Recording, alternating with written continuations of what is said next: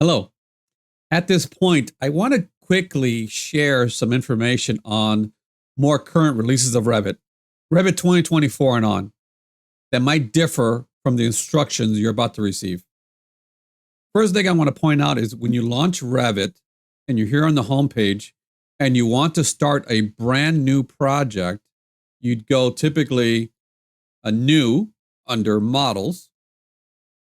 And here in the past, you were able to select an architectural template.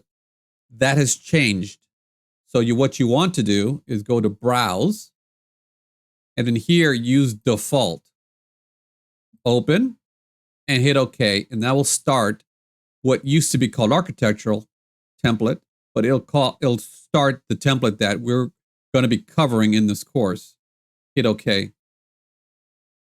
The other option here is when you go to file options, again under file locations here, again you will not have the different templates that were previously available in prior releases to 2023.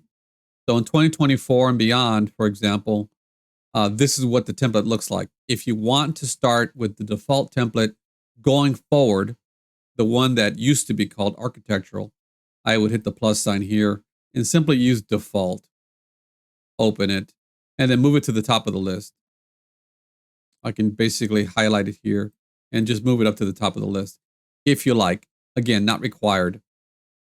So by doing that, when I start a brand new project here, new, it'll already be launching the default template because I told it to prefer to use that template when starting a brand new project.